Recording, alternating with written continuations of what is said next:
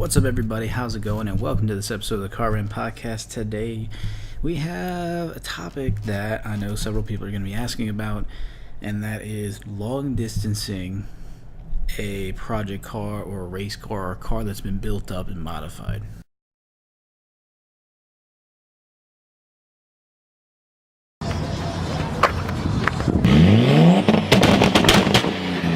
So I wanted to talk about this because for us on this channel, it means a lot. I drive my Evo everywhere, and if you're not aware, the Evo is heavily modified.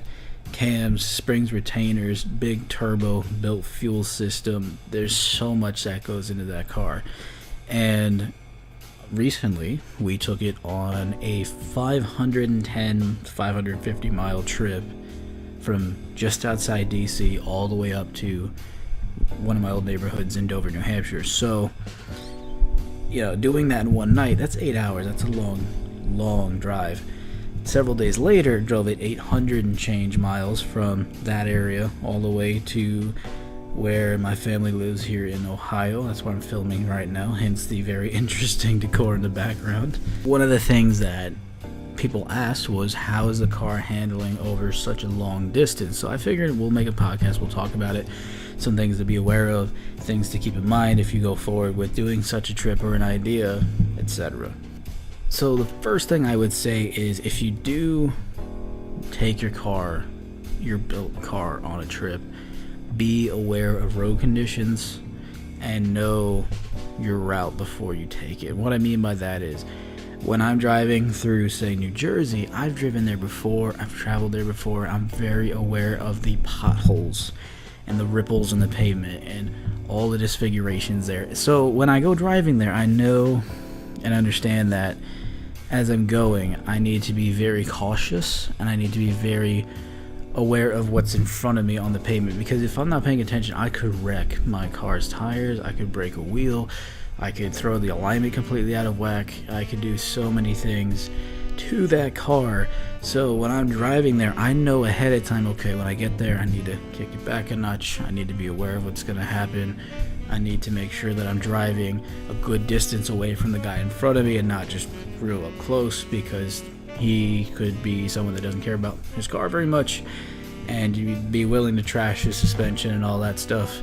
And you, on the other hand, who's probably not able to afford to do that, could also do the same thing if you're too close and you can't see what's in front of you. So know the route before you take it. The next thing I would say too in regards to that is, when it comes to your tires and your suspension, if you're running coils, try to kick your dampening down. Don't make it such a stiff ride, because then if you do hit one of those bumps or divots or potholes in the road, you're not putting extra stress on the shock body. You're not going to kill your shocks and your coilovers when you do that. It's a little bit more comfortable over at long distance. And also with your tires, make sure that your tires are not overly inflated. And what I mean by that is, have the proper inflation rate, but some people, they'll overinflate it a little bit to try and get a little extra grip or whatever. Just try to keep things consistent, that way you can go the distance. I mean, if you want to think about it in racing terms, we're not doing sprints, we're not doing circuit laps, we're doing an endurance race from one point to the next, and that makes all the difference. Another key thing that I would keep in mind too is your fluids. I changed my oil pretty soon before I left for New Hampshire, so that I would make sure that I didn't burn up all kinds of fluids and whatnot while I was driving. I made sure that everything was set to go for that kind of distance, that kind of wear and tear. My radiator, the coolant that's in there is fresh, and it's good for probably another 30k or so. Just make sure that those things are in order, because on a trip like that, the car is going to get hot. It's going to be in motion a lot, which means you're going to have a lot of friction and opportunity for wear and tear to take place. And also, if you're like me and you have cams in the car and things like that, and you're probably going to need to change the oil again when you get there. Now, I just got it done today in my car, and it feels so good to have fresh oil. But one thing that happened with my car is that as we were driving the distance, gasoline starts mix into the oil and it creates a nasty odor. It causes some detonation, it causes some blow by and things like that. Now I have a catch can to help reduce some of that, but when you're driving for 9 hours straight and then the few days later driving for 12-14 hours straight, that's gonna end up happening, and it's something you need to be aware of because it can damage your turbo, it can damage your head, it can damage a bunch of other things, because now you have something that's not necessarily a lubricant in your lubricant, you know what I'm saying? So something to keep in mind, something to be aware of. I also would make sure that I bring extra oil. You might not need to bring transmission fluid or anything like that. I mean, know your car. If you're like my buddy Chris, his car goes through power steering fluid. There we go. Make sure you bring extra of that. My car, it goes through oil. I bring extra oil wherever I go. It's just something to be smart about and be aware of.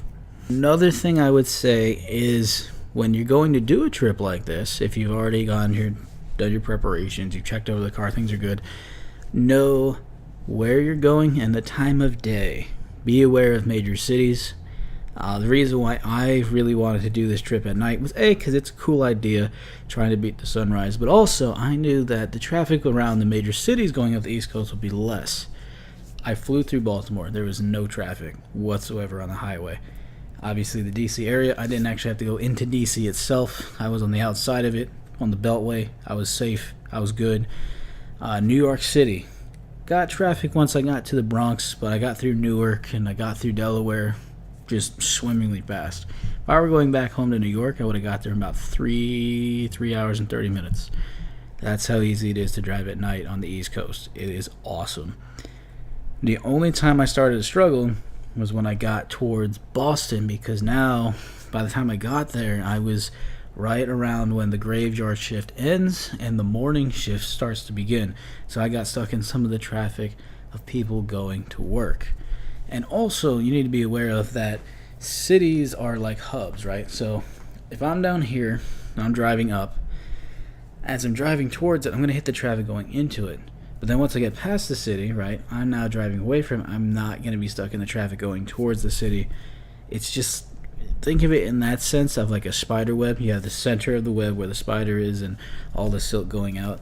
Think of it like that, and you will be able to learn how to avoid traffic in a city brilliantly. It is an awesome skill to learn, to use, and utilize whenever you travel, because then you can time your trips, and instead of spending 10 hours like most people I know do, 10 to 11 hours to get to New England, I got there in 9. And it's all because I timed my trip accordingly.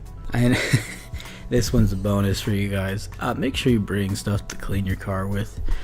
I finally got to clean my car officially the other day. Actually today. And oh, it looks so good, nice and clean again. Because as I was driving up there, I got coated in road dirt to the point where like I actually had to scrub the car to get some of that stuff off. And I know that some of my detailer friends, if you're watching this, you are probably cringing at that fact, but yes, that is how dirty the poor car got. And yeah, it's not necessarily a necessary thing. It's just, take care of what you've got, make it look pretty. If you're gonna drive a car that you've poured money and time and some of your heart and soul into, why not make it look good? Why not put in that extra mile to try and make the car look its best? Because you're coming to a new area. You might not be a YouTuber or anything, but you might be meeting up with new people or meet some people or the whole nine, and you want to be able to show up like, yeah, I take care of my stuff and I use it too. You know what I'm saying?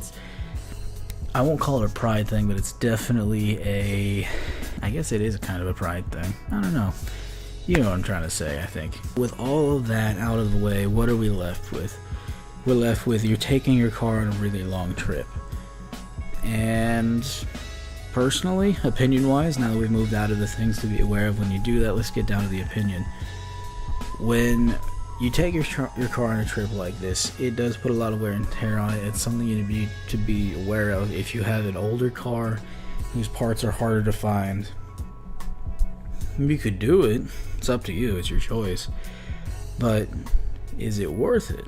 for me, I have my Evo. It was always a dream to take the car there, so for me it was always worth it to take the car back to where I first fell in love with the car. It was always a goal. It was always an opportunity for me to not really show off. That's not really what I was trying to do, but it was definitely an opportunity to fulfill a dream from my childhood to take this car back up there. So with that in mind, value your car according to the trip. So if you're wanting to keep the car in like pristine shape, maybe taking a 500-mile trip isn't worth it. But if you're wanting to fulfill a nice little bucket list thing, like say if you're back home and you're driving the Shenandoah, then go for it, man. That's, you know, a car is ultimately a tool. It is what we're passionate about, but at the same time, it is a tool, it is a vehicle. Use it for what it's for if you need to. It's just your opinion on that kind of stuff. All in all, when it comes to these kind of things, when it comes to trips and taking them on that kind of long distance trip, just be wise about it. That's really the only thing you can really say, because as I said before, I love my car to death. I want to take care of that thing and keep that thing until I die, and then probably end up being buried in that thing, kind of thing. You know what I'm saying? It's a thing. But just know the value, know what it's worth, and stand by it, you know? So, when you do take it on that trip, treat it right, man. The thing just worked hard. You got there, it did its thing. When I got home, first thing I did was top it up with a little bit of extra oil, let that stuff kind of mix in there, and get it all back together, and drain out the catch can, and make sure that she was feeling nice and all of that. So that's just something to be aware of. For me, I still need to replace one of the axles. I can tell that it's still kind of screwing with the car a little bit, but at the same time, it's not really killing it, because after doing a couple tests on my own without actually being able to lift the car, yeah, it'll be okay for now, but I definitely want to get that axle put in soon. But with all that said, what do you guys think of this? I am very curious. I would love to know. Do you plan on taking your very, very precious pride and joy race car on a long distance trip? Do you ever have any ideas of where we could take our cars on another long distance trip? Sadly, I'm probably not going to be able to take my car out to places like California and the Midwest, just because this car runs on 93. It does not run on ethanol, so we're probably not going to be able to take our cars out there unless we had a different engine management system, but that's just something to keep in mind, you know. But otherwise, thanks for watching, guys. Let us know what you guys think in the comment section below. Thank you for watching. God bless y'all, and we'll see you next time.